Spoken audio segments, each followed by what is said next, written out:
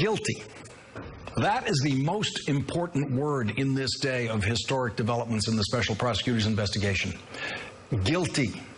In the very first case that Special Prosecutor Robert Mueller brought in his investigation of collusion between the Trump campaign and Russia, Robert Mueller got a guilty, and that happened weeks ago. But we learned about it today, on the same day that Robert Mueller indicted Paul Manafort and his associate Rick Gates on 12 counts, including conspiracy against the United States. Today, the President of the United States tried to pretend that Paul Manafort's conspiracy against the United States was something that happened long before Donald Trump hired Paul Manafort to run his presidential campaign. And that is just another Trump lie. Paul Manafort's alleged crimes against the United States occurred before he joined the Trump campaign and continued while he was on the Trump campaign and after he left the Trump campaign and continued right into this year, right into 2017. Paul Manafort was charged with crimes today that he committed this year, as well as years past. Paul Manafort and Rick Gates pleaded not guilty today, which is what everyone was anticipating would be the big news of the day, until Robert Mueller revealed this morning that he already had a guilty in a secret federal court arraignment on October 5th. 30-year-old Trump campaign foreign policy advisor George Papadopoulos was charged with lying to the FBI, and he was asked, "How do you wish to plead?" And he said immediately, "I plead guilty." And with those three words, George Papadopoulos stepped into history. He is the very first defendant charged by Robert Mueller, and he is the first to plead guilty. The question tonight, rattling the Trump White House, and no doubt making Donald Trump's insomnia all the more acute tonight, is, has George Papadopoulos just become the E. Howard Hunt of this investigation? E. Howard Hunt was the first to plead guilty in the Watergate investigation that brought down the Nixon presidency.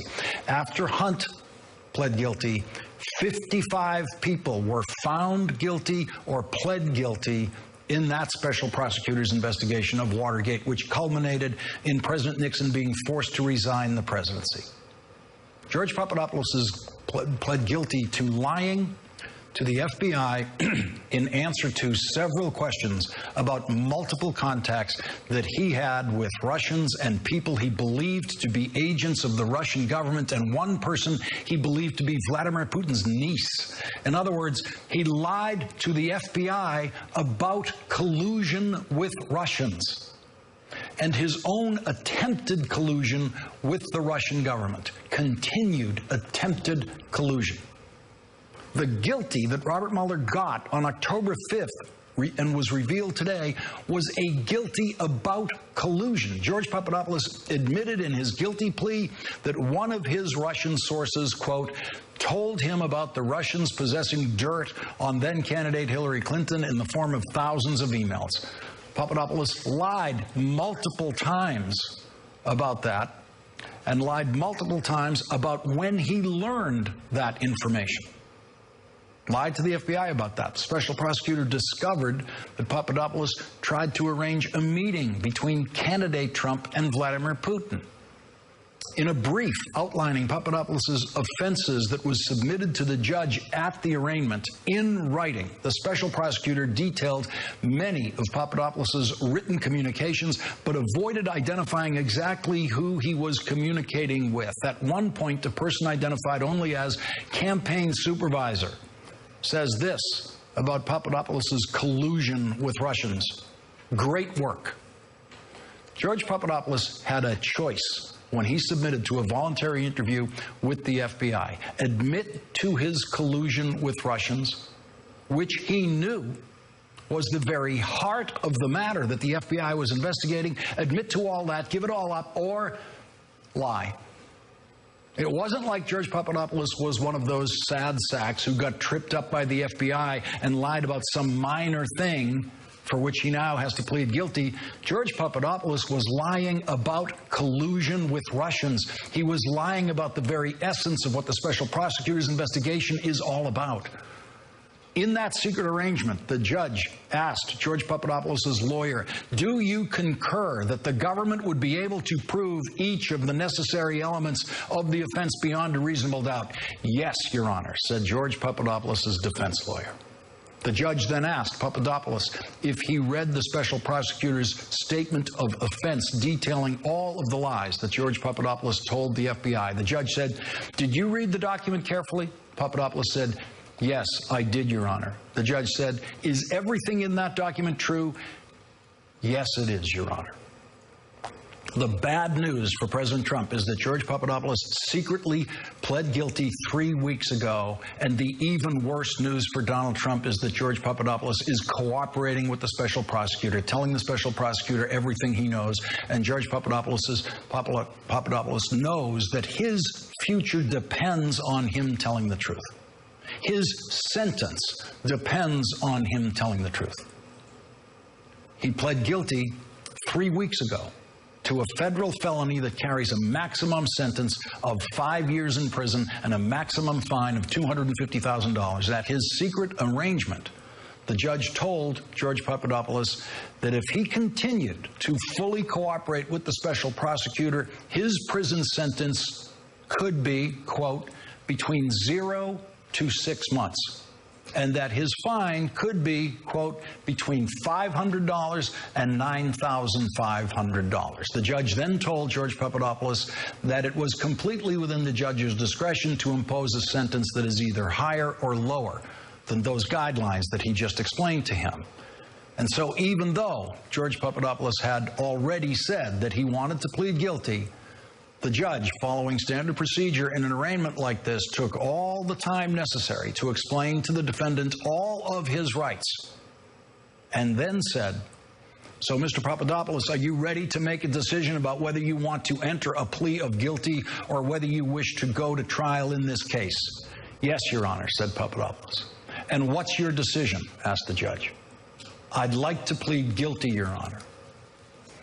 And are you entering this plea of guilty voluntarily and of your own free will because you are guilty and for no other reason?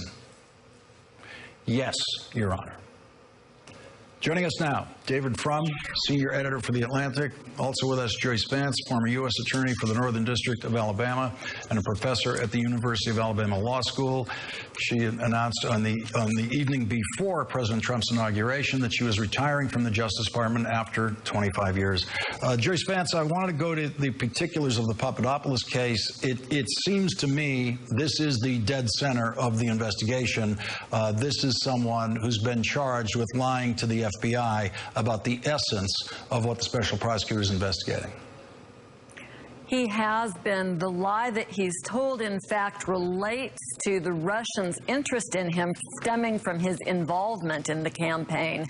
And that, I think, attests to Mueller's genius in leading with this charge, because not only does it signify that he won't tolerate being lied to in the course of this investigation, it puts everyone who's involved in this circle of events, I think, in a state of high fear, because we don't know who else has been arrested, who else is cooperating like Papadopoulos.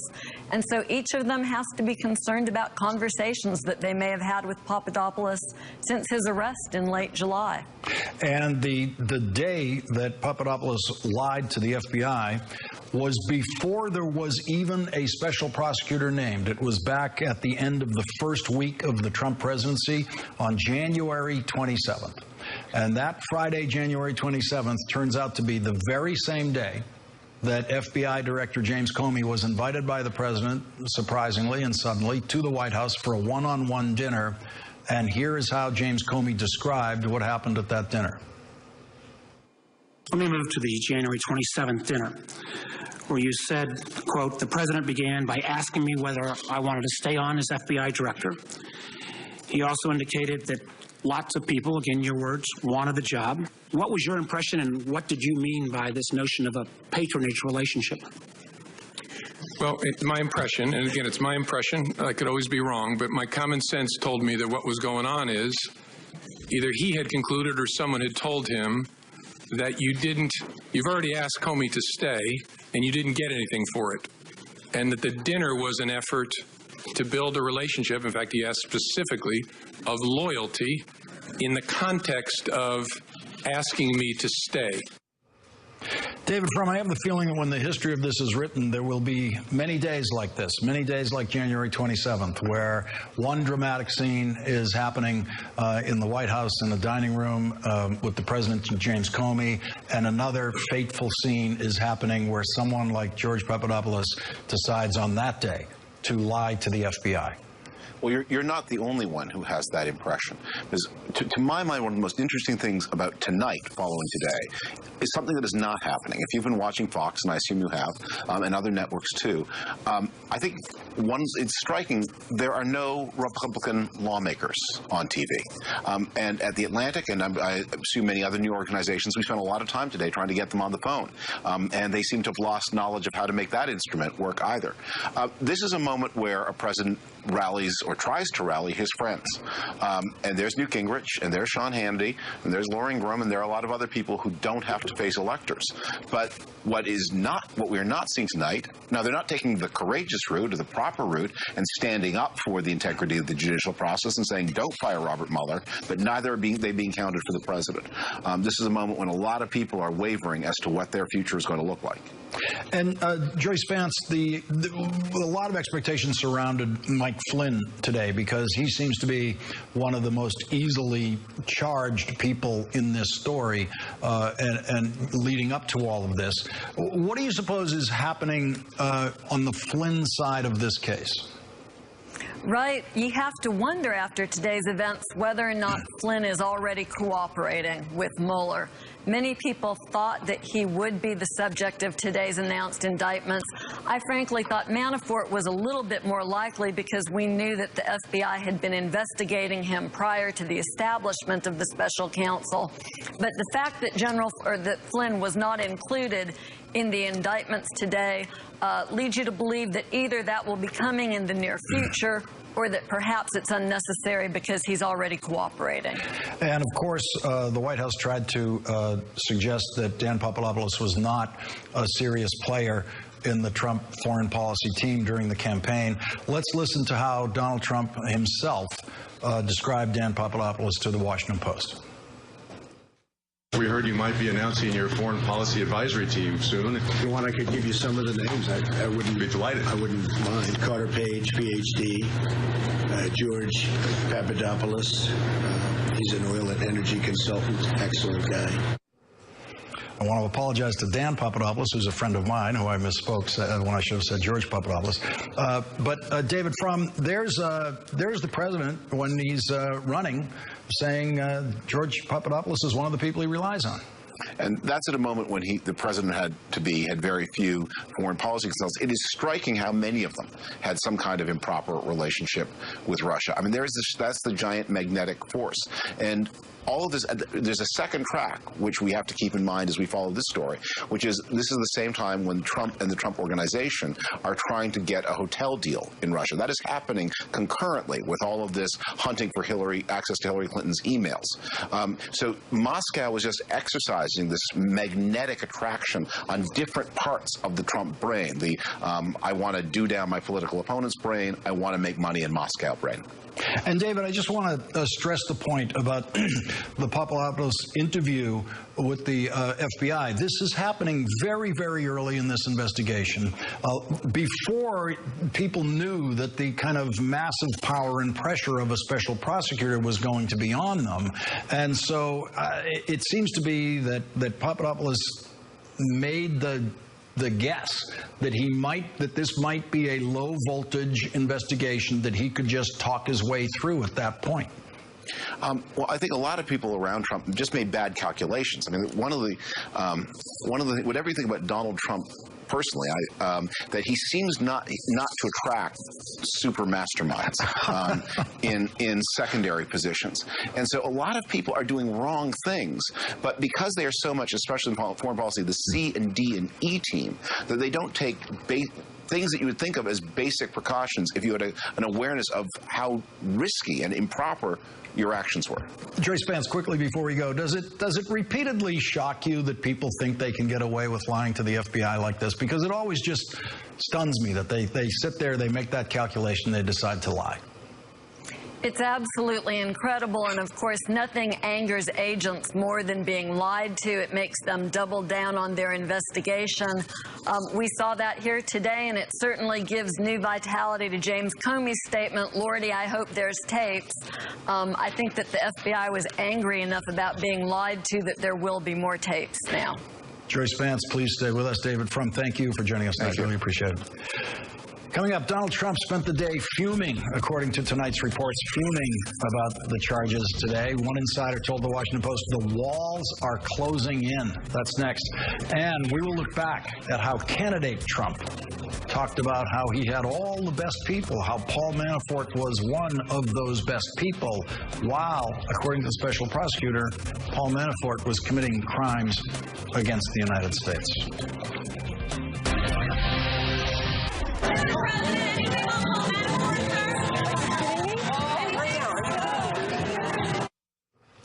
As President Trump tonight at the White House Halloween celebration. Multiple reports tonight say the president is fuming over today's developments in the Mueller investigation. One senior Republican told the Washington Post the walls are closing in. Everyone is freaking out.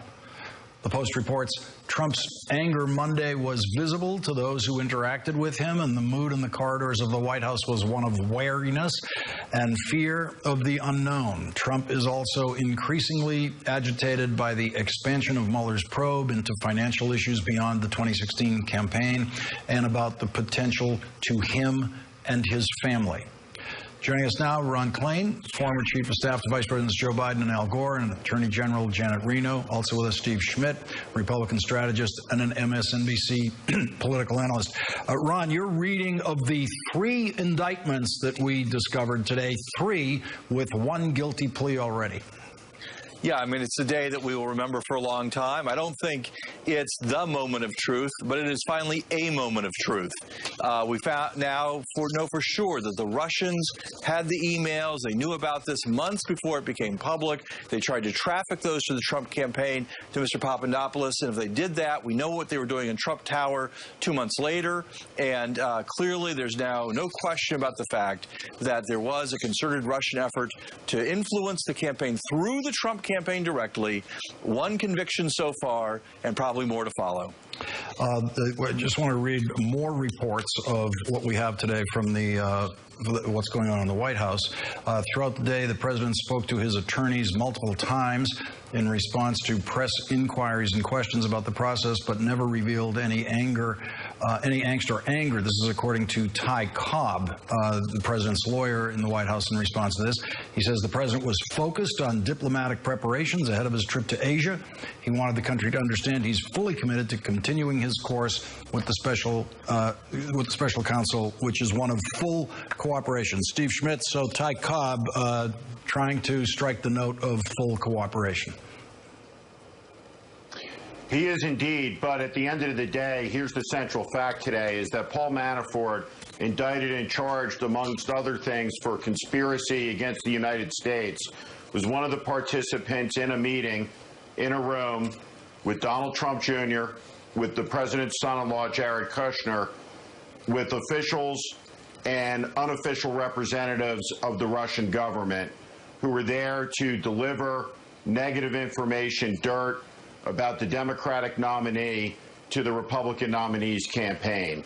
So today, this took a giant leap closer to the White House, and I think it bears mentioning something that we've never really seen before, the intensity of the public misinformation campaign that's deliberate, that's premeditated, that's coming from the podium of the White House, from the press secretary, and is being echoed across the conservative media complex, including in the editorials of some of this nation's historically leading newspapers, and of course across the conservative television media networks as well.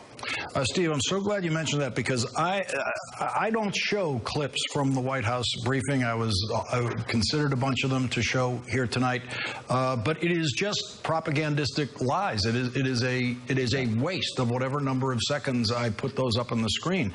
And Ron Klain, we've never reached that point in our coverage before where what's coming out of the White House press briefing room is arguably a disservice to present.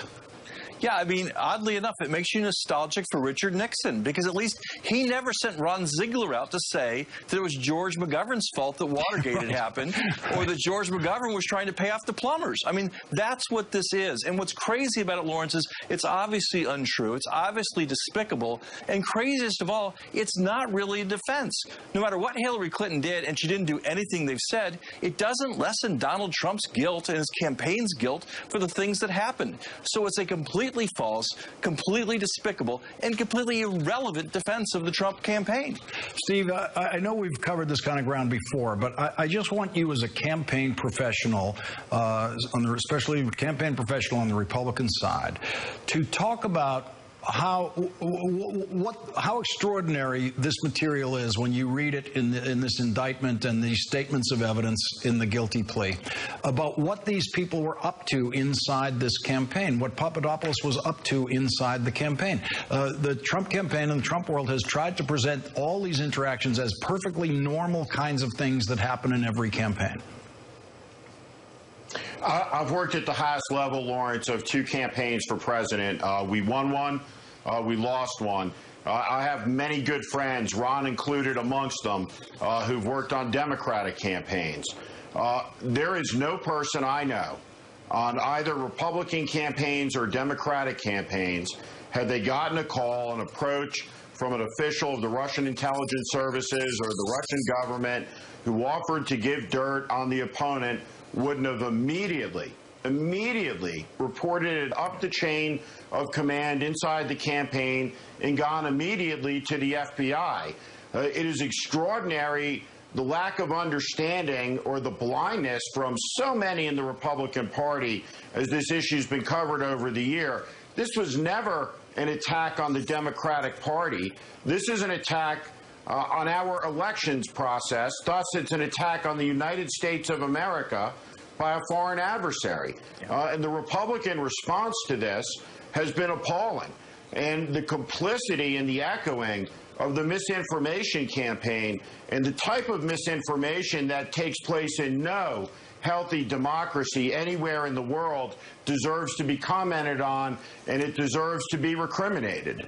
And Ron, you've worked in campaigns where you might be someone's campaign supervisor, which is the term used in one of the evidence documents here in the Papadopoulos case, where that campaign supervisor says to Papadopoulos, "Great work," when the work that Papadopoulos is describing is, in fact, collusion with Russians. That's right. I mean, I agree. I agree with what Steve said about any responsible campaign officer aide reporting this up the chain. What happened here was that George Papadopoulos did report this up the chain, and Sam Clovis, one of those senior officials, told him he should go to Russia, told him he should go meet with the Russians in Russia. So, I mean, the problem is the rot here goes all the way to the top. And how far up the top it goes beyond Paul Manafort, we're going to see. But this was a campaign that was actively working with and willing to seek out information from a foreign adversary of the United States. And as Steve said, that's just something that neither Democrats or Republicans should ever consider. Ron Klain, thank you for joining us. Steve, please stay with us. Thank you. Coming up, which Republican said today, take your time, which Republican said today, there would be holy hell, those are his words, holy hell, if the president tried to fire Robert Mueller. I have the most dedicated people. I have the best people. I have the best people. I have the best people. 3 of Donald Trump's best people have surrendered their passports to the special prosecutor. George Papadopoulos is awaiting sentencing after pleading guilty. Paul Manafort and his associate Rick Gates are out on $10 million and $5 million bail, respectively, awaiting trial for their conspiracy against the United States. Today, the president dismissed Manafort's alleged crimes as something that happened long before he was hired on the Trump campaign, which, of course, is not true. Here is how candidate Trump talked about Paul Manafort while Paul Manafort was actually committing crimes against the United States, according to the special prosecutor's indictment. And Paul Manafort has done an amazing job. He's here someplace. Where's Paul? Paul Manafort. Oh, good. You made it.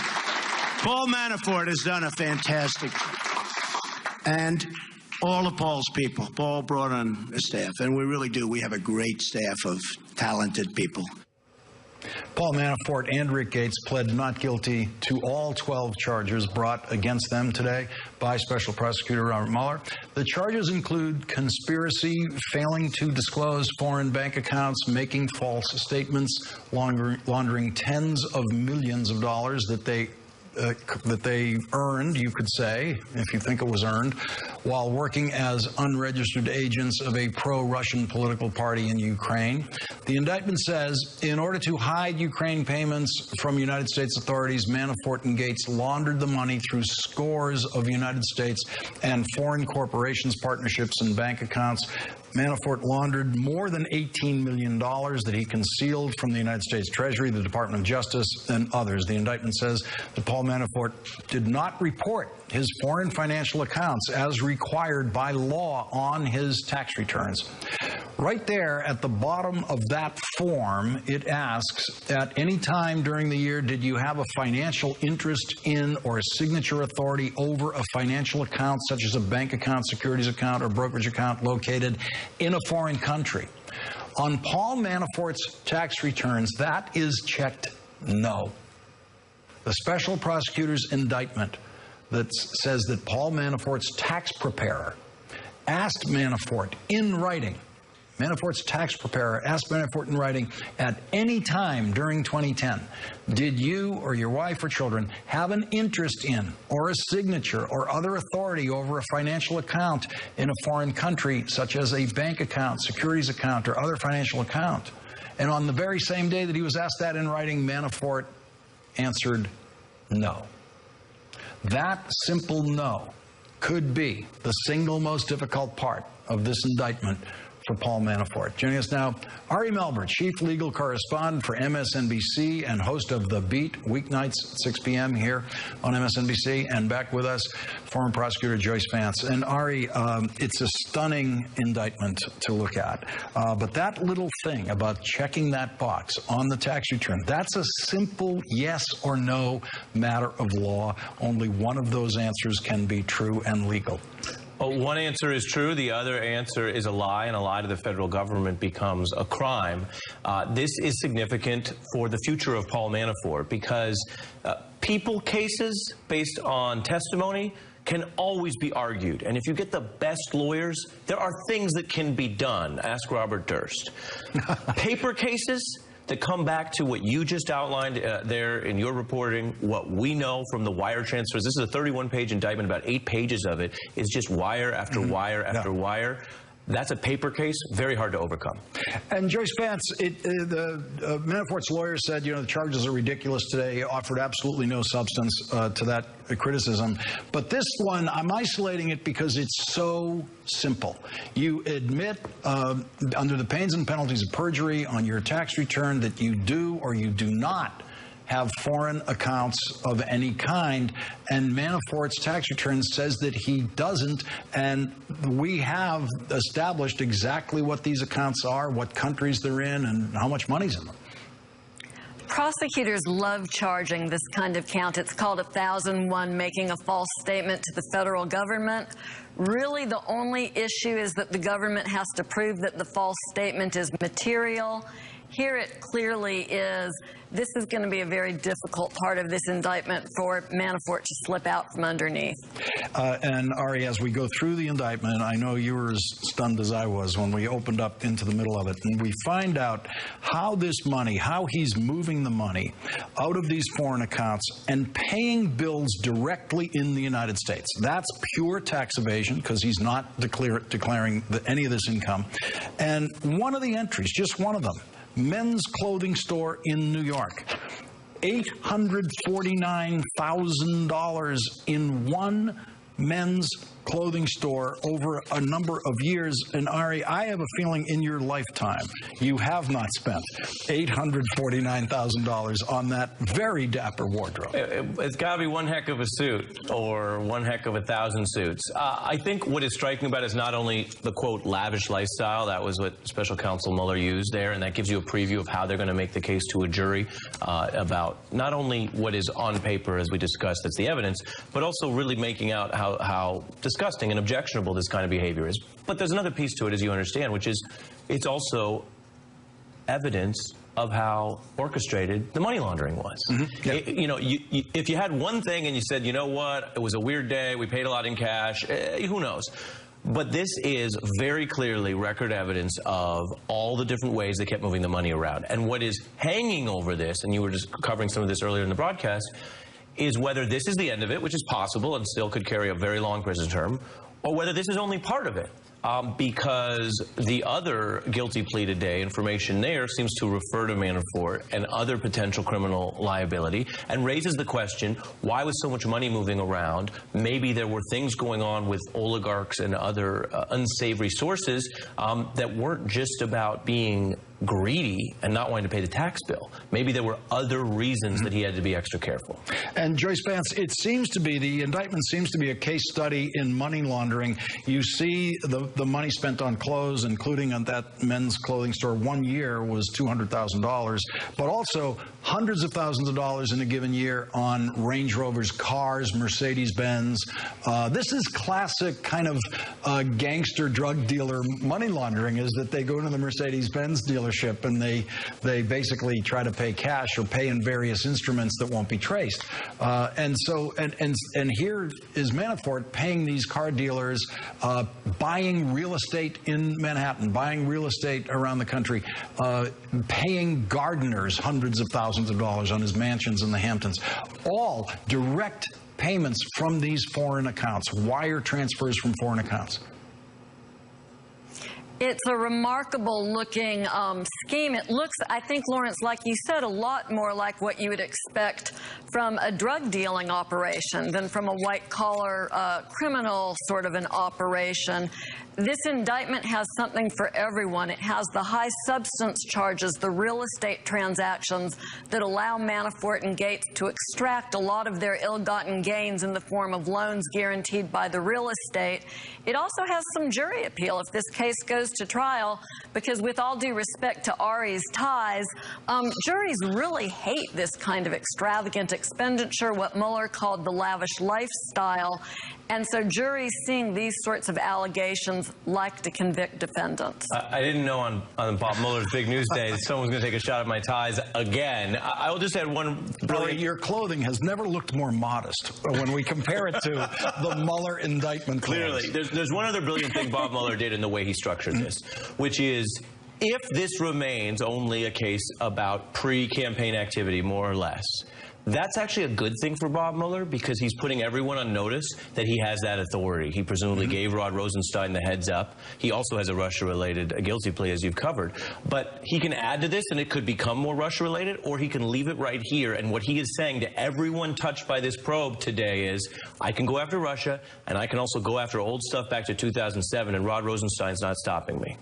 Joyce Vance and Ari Melber, thank you both for joining us. Thank you, I really appreciate it. Thank you. Thank you. Coming up, what will Republicans in Congress do if the president tries to fire Special Prosecutor Robert Mueller? There were some good clues about that today, including the phrase, holy hell. I have zero concern that Mr. Mueller is in jeopardy of losing his job. I see no reason for him to be dismissed, and the only reason you could do it is for a cause. And if there was some effort to do it without a good reason, they'd be wholly hell to pay. So I'm not worried about that. That was Senator Lindsey Graham this evening in the basement of the Russell Senate office building. Special Prosecutor Robert Mueller received more muted support from Senate Judiciary Committee Chairman Chuck Grassley, who issued a written statement saying, as always, it's important to let our legal system run its course. While we don't have any more information regarding the current status of the special counsel's investigation, other than what has already been made public, it's good to see the Justice Department taking seriously its responsibility to enforce the Foreign Agents Registration Act. Of course, enforcing that act is a special interest that Senator Grassley's always had, but these two indictments and one guilty plea that were revealed today had much more involved with them than the Foreign Agents Registration Act. Republican Senator Orrin Hatch, the former chair of the Senate Judiciary Committee, who's still a member of the committee, released this written statement. These are serious charges, and I believe that it's in the best interest for all parties involved to allow Bob Mueller to conduct a full and vigorous investigation. Most Republicans, of course, avoided comment on the developments in the investigation today, but no Republicans echoed the Wall Street Journal's editorial yesterday saying the president should issue a blanket pardon to everyone and anyone who might ever be investigated by the special prosecutor. Up next, we'll get Paul Ryan's reaction today to the indictments. You will not be surprised by Paul Ryan's reaction, but you will be surprised to see Stuart Stevens, who is finally back with us for the first time since the inauguration. I have nothing to add to the indictments because I haven't even read the indictments. It is big news. It's big news, but this is what you get from a special counsel. I'm not going to speculate on something I haven't read, so there's just no point of doing that. What did you expect from Paul Ryan? Joining us now, Stuart Stevens. He's a columnist for the Daily Beast, Republican strategist. He was the senior strategist for Mitt Romney's 2012 presidential run. Stuart, welcome back from your almost year-long hibernation. We haven't seen you since the inauguration. You come back on possibly one of the most eventful days since the inauguration. It's not every day that you see campaign operatives indicted, which I know you're very happy about, being a campaign operative yourself. But I think we're at the point where people might be, to a certain extent, taking a certain amount of this in stride, that all campaigning is dirty. That's the image that the Trump campaign wants to get out there. The Trump operation wants you to think that this is the kind of thing that you were dealing with at your desk in campaigns all the time. Well, I think that Paul is the first head of a presidential campaign since, along with Haldeman, the only two that have been indicted. What I keep going back to is I don't understand why Paul Manafort wanted to come back to do the Trump campaign. And I'm sure he wishes every day that he hadn't. But he's an intelligent guy, and there had to be some reason that he thought that he would get something out of doing the Trump campaign greater than the risk of upping his profile. And I expect that will come out in these investigations.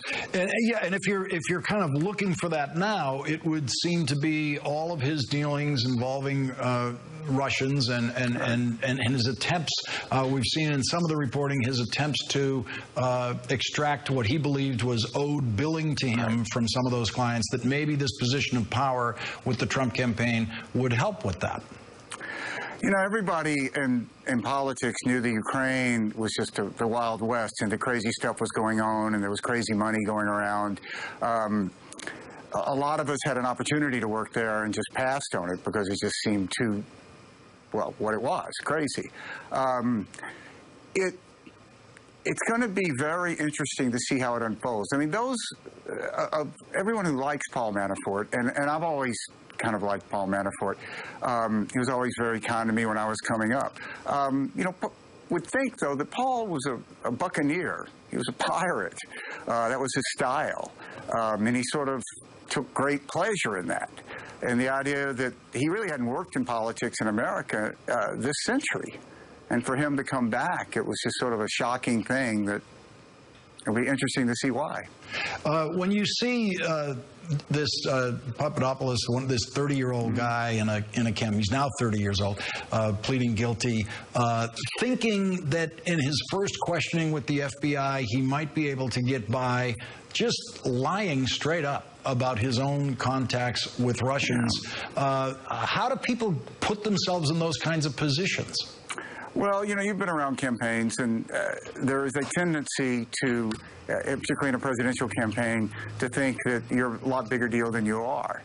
The first lesson ought to be humility, and the realization that whenever you speak, you're really speaking for the campaign, not just for yourself.